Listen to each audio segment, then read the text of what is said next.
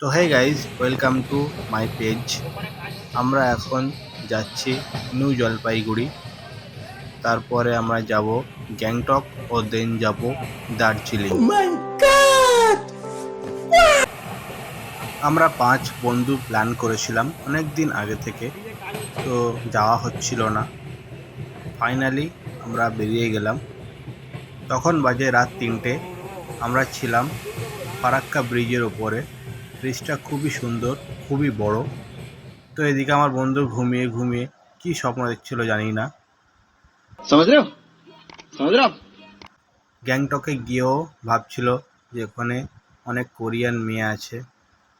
তো ফাইনালি আমরা পৌঁছে গেলাম নিউ জলপাইগুড়ি। তো আমাদের শরীরে একটুও এনার্জি ছিল না, পুরো এনার্জি লস্ট হয়ে গিয়েছিল। আর এদিকে বলছিল যে আমার মাথায় চুল উঠে গেছে। আমরা প্রচণ্ড টায়ার্ড হয়ে গিয়েছিলাম। সেই জন্য আমার বন্ধুকে বলেছিলাম তুই একটু ব্লগিং কর। আমরা ওদিকে বসেছিলাম, টাইম দেখছিল ঘড়িতে যে কখন বাজবে 5টা। কারণ কি 5টার সময় আমাদের গাড়ি নিতে আসার কথা ছিল।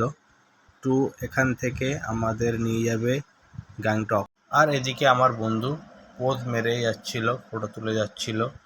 আর তারপরে ফাইনালি আমরা চলে যাচ্ছি গ্যাংটকের উদ্দেশ্যে। আমাদের গাড়ি এসে গিয়েছিল 5টার সময়। আমরা সবাই উঠে গিয়েছিলাম। আর চারিদিকের পরিবেশটা দেখতে পাচ্ছ, খুবই মনোরম, খুবই সুন্দর পরিবেশ। আর রাস্তা তো খুবই সুন্দর রাস্তা, একদম মখমলের মতো। আমরা যাচ্ছিলাম যখন, খুবই ভালো লাগছিল রাস্তাটা। দুদিকে বড় বড় জঙ্গল। আর আমরা তখন খুবই এনজয় করতে করতে যাচ্ছিলাম। তো এখান থেকে আমাদের ড্রাইভারদা বলছিল 4 ঘন্টা লাগবে। কোথায় বুকিং করছিলেন ওরা?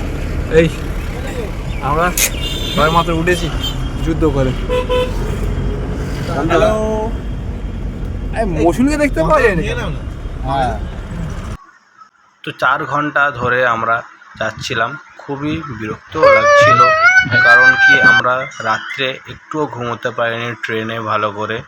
তো আমরা একটু চাচ্ছিলাম বিশ্রাম নিতে, কিন্তু এখানে তো ট্রেন জার্নির পরে ফের গাড়ি করে আমাদের 4 থেকে 5 ঘন্টা যেতে হয়েছিল এভাবেই।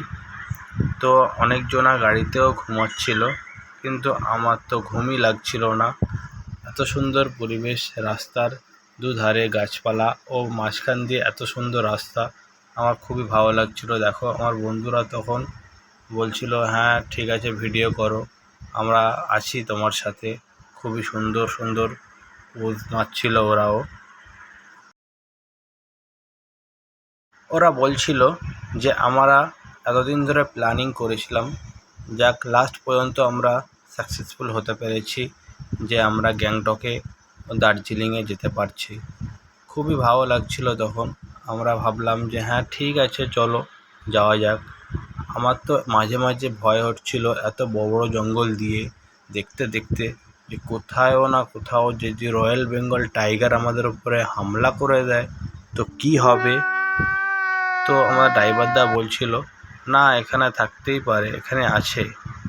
আমরা তো তখন ভেবে খুবই ভয় পাচ্ছিলাম যে যদি বার হয়। আর তখন দেখতে পাচ্ছ রাস্তা পুরো ফাঁকা, চারিদিকে কোনো গাড়িও যাচ্ছিল না। আমরা ভিতরে ভিতরে ভয় পাচ্ছিলাম খুবই, কিন্তু খুবই মানে একদমই সুন্দর লাগছিল চারিদিকটা, এত সুন্দর লাগছিল কি বলবো। তো গ্যাংটকে আমরা এন্ট্রি করলাম এমজি মার্গ, এই জায়গাটার নাম মল রোডের। তো আমরা এখানে একটু ঘোরাঘুরি করছিলাম। তখন আমরা হোটেলে চেক ইন করে নিয়েছিলাম। চেক ইন করে নিয়ে একটু আমরা তখন লাঞ্চ করতে বার হয়েছিলাম। লাঞ্চ করার পরে আমরা একটু চারিদিকটা এক্সপ্লোর করছিলাম। খুবই ভালো লাগছিল এমজি মার্গ জায়গাটা।